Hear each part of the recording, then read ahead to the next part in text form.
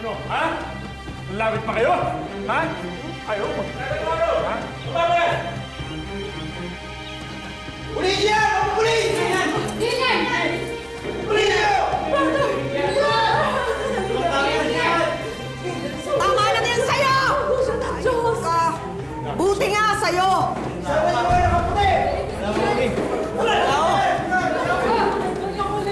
Pakuha niyo yan! Brother Lauro! Brother Lauro! Hoy! Sinungaling ka! Hindi ka talaga sugo ng Diyos!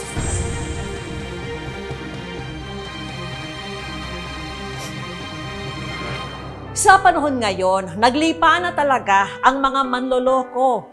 Meron na ngang iba na nag-aalok pa ng himala. Isang paalala ang kwento ni Nakara na ang tunay na himala ay galing sa dasal at sa pananampalataya at hindi sa mga taong gusto lang manlamang ng iba. Mga kapuso, ngayong Sabado, may espesyal na karakter kaming isinama sa ating kwento.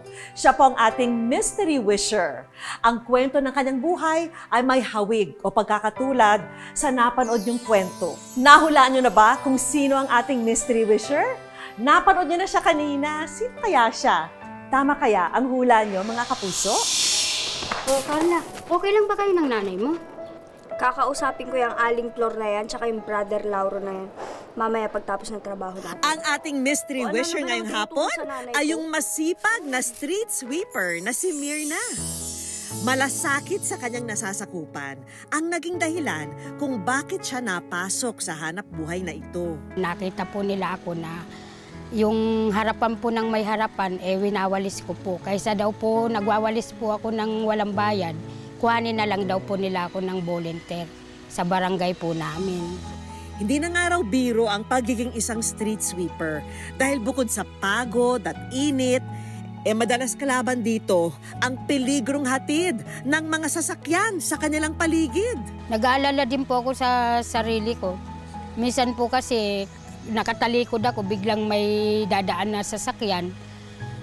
Aminado si Mirna na hindi sapat sa pang-araw-araw nilang gastusin ang maliit na kinikita niya sa pagwawalis at ang sahod ng asawa niya bilang isang on-call na truck driver. Kaya naman sumasideline din siya bilang labandera para makadagdag sa kita. Dalawa pa po kasi ang nag-aaral ko. Hindi po sumasapat ang kinikita po ng asawa ko. Kailangan po umextra din po ako ng pagkakakitaan. Wala na nga raw sa bokabularyo ni Mirna ang salitang pagod. Pagkagaling sa paglalabada, dumediretso siya sa pagwawalis ng kalsada. Kasabay ng mga ito ay hindi niya nakakalimutang asikasuhin ang mga anak. Ang lahat daw ng ito ay ginagawa niya para sa pamilya. Kahit po anong trabaho ang pasukin ko, basta para sa kanila po, para sa mga anak ko, gagawin ko po basta marangal. Nagkaroon din ako ng pagkakataon na masinsinang makakwentuhan si Mirna. Hi, Mirna! Nako, welcome sa Wish Ko Lang! Kamusta? Sige, dito kayo. Para harapin yung lahat ng paghihirap na pinagdaraanan nyo dito sa pagiging street sweeper, saan ho kayo kumukuha ng lakas? Ang inaano ko po yung Panginoon Diyos. Una po sa Panginoon Diyos po ako umaasa, lumalapit kasi siya po ang gabay namin. Ano gusto nyo sabihin sa mga tao tungkol sa pagiging street sweeper nyo? Proud na proud po ako sa trabaho ko na yan. Hindi ko po ikinahiya. Surprise! Meron kami mga surprise para sa inyo. Halika, dito kayo. Para magkaroon pa ng pandagdag sa income ng pamilya, bigay natin ang mga negosyo package na ito.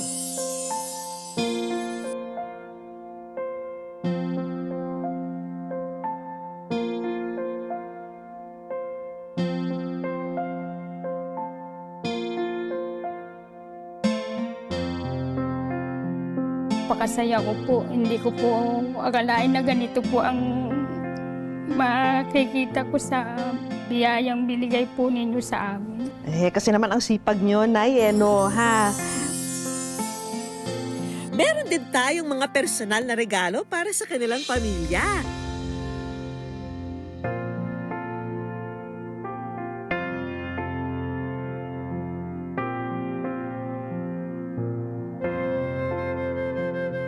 to. Alam ko, kailangan na kailangan nyo nito. Tanaman! Sa wakas, meron na ho kayo. Ayan ho, kunin nyo ho. Yan. Wala nga po ako sa Diba? At syempre, ang tulong pinansyal mula sa ating programa. Natutuwa po ako na na mayroon pong taong po sa akin, tumulong po. Kagaya po ninyo, ma'am.